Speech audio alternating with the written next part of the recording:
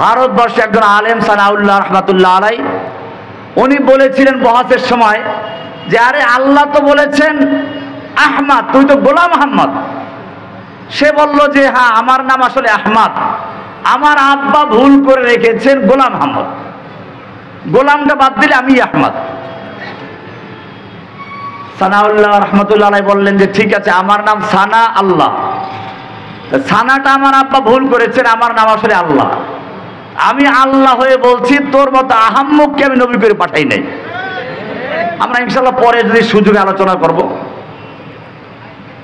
ইয়াতি মিন বাদ ইসমুহু আহমদ, আমার পরে একজন নবী আসবেন, তার নাম হবে কি? আহমদ। আমাদের নবীর আসমানি নাম কি? আহমদ। আহমদ মানে কি? সবচেয়ে বেশি প্রশংসাকারী, সবচেয়ে। এবারে জমিনে আমাদের নবীজির নাম হচ্ছে মুহাম্মদ। কি নাম? যারা বলেন মুহাম্মদ, কি নাম? কি সুন্দর। আহমদ লিখতে কয়টা অক্ষর? চারটে। কোন নুকতা আছে? নুকতা আছে?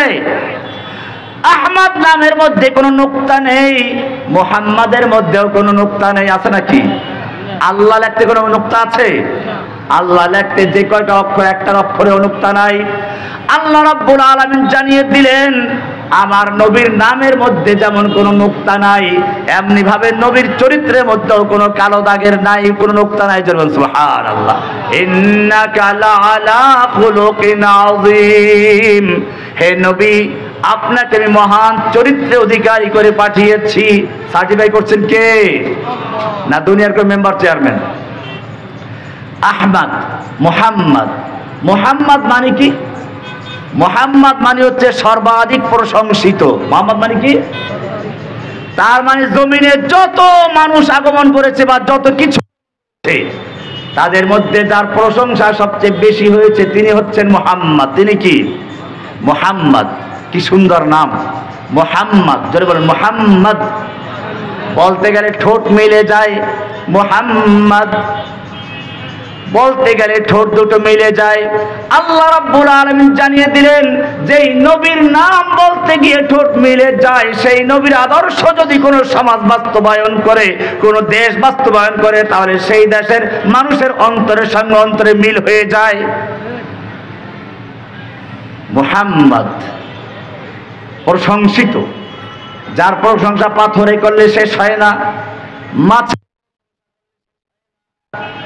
গাছে প্রশংসা করলে শেষ হয় না, জিনে করলে শেষ হয় না, যার প্রশংসা শেষ হয় আল্লাহর পক্ষ থেকে। কার পক্ষ থেকে? ওয়ারাফা'না লাকা যিকরাক, যার প্রশংসা শুধু এটুকুই নয়, এমন কোন আযান নেই যেই আযানে আশহাদু আন্না মুহাম্মাদুর রাসূলুল্লাহ বলা হয় না, ঠিক কি না? যেই নামের সাক্ষী না দিলে, যেই নামের সাক্ষী না দিলে ইকামত হয় না, যেই নামের সাক্ষী না দিলে ইসলাম কবুল হয় না। আশহাদু আল্লা ইলাহা ওয়া আশহাদু আন্না মুহাম্মাদান আবদুহু ওয়া রাসূলুহু। হুকুম মানব কার? মুহাম্মাদুর রাসূলুল্লাহ মানে কার তরিকায়? ইব্রাহিম আলাইহিস ঈসা আলাইহিস সালাম পরিষ্কার জানিয়ে দিলেন ইয়াতি মিন বাদ ইসমুহু আহমদ, আমার পরে একজন নবী আসবেন, সেই নবীর নাম কি? আহমদ। নবীর নাম কি? আহমদ। এবারে সেই নবী আসলেন দুনিয়াতে। আল্লাহ রাব্বুল আলামিন জানিয়ে দিলেন মা কানা মুহাম্মাদুন আবা আহাদিম মির রিজালিকুম ওয়ালাকির রাসূলুল্লাহি ওয়া খাতামান নাবিয়্যিন। মুহাম্মদ সাল্লাল্লাহু আলাইহি সাল্লাম তোমাদের কোন পুরুষের পিতা নন। তাহলে তিনি কি? তিনি দুইটা জিনিস। কয়টা জিনিস? ওয়ালাকির রাসূলুল্লাহ, তিনি হচ্ছেন আল্লাহর রাসূল। তিনি কি? একটা নাম্বার রাসূল, দুই নাম্বার হচ্ছে ওয়া খাতামান নাবিয়্যিন, তিনি হচ্ছেন নবুয়তের খাতাম। খাতাম মানে হচ্ছে মা ইউখতামু বিহি, সিল করে দেওয়া। সিল মানে না চিঠির খামের ভিতরে চিঠি ঢুকিয়ে তারপর সিল মেরে দেয়, যাতে করে আর কেউ খুলতে না পারে। আদম আলাইহিস সালাম থেকে শুরু করে ঈসা আলাইহিস সালাম পর্যন্ত যত নবী রাসূল আগমন করেছেন সব বক্তাদের আসা শেষ হয়ে গেছে। এবারে প্রধান বক্তা এসে গেছেন। প্রধান বক্তা আসার পরে আল্লাহ রাব্বুল আলামিন মাহফিলের বক্তব্যের উপরে ছিল দিয়েছেন। এরপরে আর কোনো বক্তব্য চলবে না, এরপরে আর কোনো নবী আসবে না। এরপরে যদি কোনো নবুয়ত দাবি করে, সে আসাদ আনাসি হোক, গোলাম কাদিয়ানী হোক, সে মুসাইলামাতুল কাজ্জাব হোক, সে দাজ্জাল হবে, মিথ্যাবাদী হবে, সে নবী হতে পারে না। আল্লাহ তাআলা পরিষ্কার জানিয়ে দিলেন, প্রধান বক্তার পরে আর কোনো মাহফিলের কেউ থাকে? প্যান্ডেলও থাকে না, মঞ্চ থাকে না, শ্রোতাও থাকে না। প্রধান বক্তার বক্তব্যের পরে যদি কেউ বক্তব্য দিতে আসে, সেই ব্যক্তি বক্তব্য রাখার অধিকার রাখে না। আল্লাহর নবী সাল্লাল্লাহু আলাইহি সাল্লামকে আল্লাহ বলেছেন ওয়া খাতামান নাবিয়্যিন, তিনি হচ্ছেন মা ইউখতামু বিহি সিলসিলাতান নবুওয়া, নবুয়তের ধারাবাহিকতা যার মাধ্যমে শেষ করা হয়েছে, এর মাধ্যমে সিল গালা করে মোহর লাগানো হয়েছে। এরপরে আর কোনো নবী আসতে পারে না। এবারে আমরা দেখব রাসূল সাল্লাল্লাহু আলাইহি সাল্লামের পরে কে কে নবুয়ত দাবি করেছিল। রাসূল সাল্লাল্লাহু আলাইহি সাল্লামের জীবদ্দশাতেই একজন বিশাল দলবল নিয়ে হাজির হয়ে গেছে। এসে বলল, হে মুহাম্মদ সাল্লাল্লাহু আলাইহি সাল্লাম, আপনি যদি আমাকে আপনার মৃত্যুর পরে নবী বানিয়ে যান তাহলে আমি ইসলাম কবুল করব। আল্লাহর নবীর হাতে ছিল একটা আল্লাহর রাসূল সাল্লাল্লাহু আলাইহি সাল্লাম বললেন, আমার মৃত্যু পরে নবুয়ত নয়, এই যদি তুমি দাবি করো আমি তাও দিতে রাজি না। কিছুদিন পরে সে একটা চিঠি লিখলো আল্লাহর রাসূলকে উদ্দেশ্য করে, মিন মুসাইলামাতা রাসূলিল্লাহ ইলা মুহাম্মদ রাসূলিল্লাহ, আল্লাহর রাসূল মুসাইলামার পক্ষ থেকে আল্লাহর রাসূল মুহাম্মাদের প্রতি। কি লিখলো? আল্লাহর রাসূল মুসাইলামার পক্ষ থেকে আল্লাহর রাসূল মুহাম্মাদের প্রতি, সালামুন আলাইক ফাইন্নী কদ উশরিকতু ফিল আমর, আমাকে আপনার সঙ্গে নবুয়তের ব্যাপারে শরীক করা হয়েছে, অংশীদার করা হয়েছে। ফানিসফুল আরদি লি ওয়া নিসফুল লিকুরাইশিন, অর্ধ জাহানের নবী আমি আর অর্ধ জাহানের নবী আপনি, কিন্তু কুরাইশরা আমার উপরে জুলুম করছে, মানে আমাকে নবী স্বীকার করছে না। এই চিঠি লিখে আল্লাহর রাসূলের কাছে পাঠালো দুইজন দূতকে দিয়ে। আল্লাহর রাসূল সাল্লাল্লাহু আলাইহি সাল্লাম জিজ্ঞেস করলেন ওই দুইজনকে, তোমরা কি বিশ্বাস করো আমি আল্লাহর রাসূল? তারা বলল যে না, আমরা মনে করি মুহাম্মদ মুসাইলামা আল্লাহর রাসূল।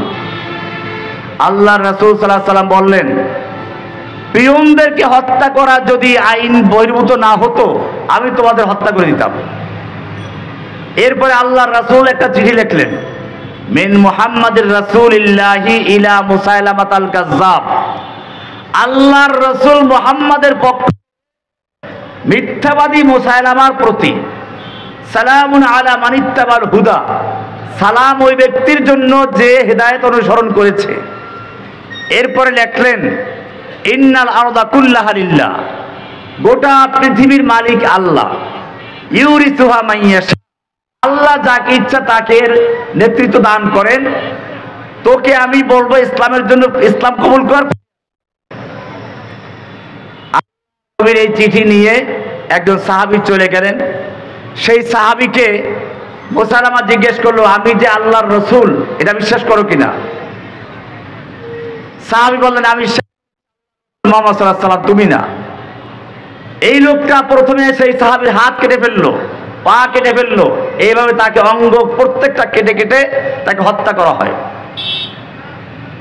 আল্লাহর রাসূল সাল্লাল্লাহু আলাইহি সাল্লাম তার জন্য যুদ্ধ করার জন্য সেনাবাহিনী তৈরি করলেন, কিন্তু এর মধ্যে আল্লাহর রাসূলের ওফাত হয়ে যায়। আবু বকর রাদিয়াল্লাহু তাআলা আনহুর সময় আবার সেই বাহিনী তৈরি করলেন, যুদ্ধ করলেন এবং শেষ পর্যন্ত মুসাইলামাকে হত্যা করলেন। এখানে আমার বলার উদ্দেশ্য হচ্ছে এই, আল্লাহর নবীর কাছে যখন মুসাইলামাতুল কাজ্জাব পত্র লিখেছিল যে আমাকে আপনার সঙ্গে নবুয়তে শরীক করা হয়েছে, আল্লাহর নবী তার কাছে কোনো প্রমাণ চেয়েছিলেন? প্রমাণ চান নাই। বোঝা গেল আল্লাহর নবীর নবুয়তের পরে আর যদি কোনো ব্যক্তি নবুয়ত দাবি করে, সেই ব্যক্তির কাছে নবুয়তের প্রমাণ চাওয়াও জায়েজ নেই। প্রমাণ চাও এ কথা বলা যাবে না, আসলে তোমার সাথে বাস করি, তুমি নবী দাও, তার প্রমাণটা কি? প্রমাণ চাওয়া হয় ওইখানে যেখানে সুযোগ আছে, সুযোগ থাকে। নবীর পরে আর কোন নবী আসার কোন সুযোগ নেই। সুযোগই যখন নেই, তার প্রমাণ চাবো কিসের?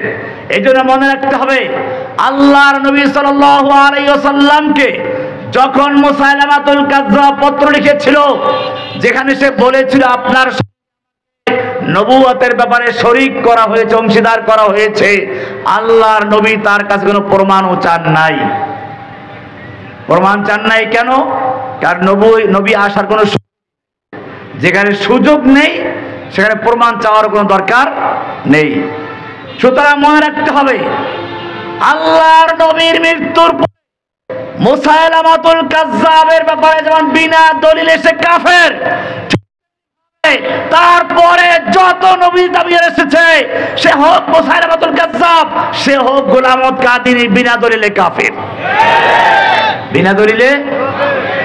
এই কাদিয়ানীকে তৈরি করেছিল কারা? ইতিহাস বলতে গেলে যেহেতু অনেক সময় হয়ে গেছে,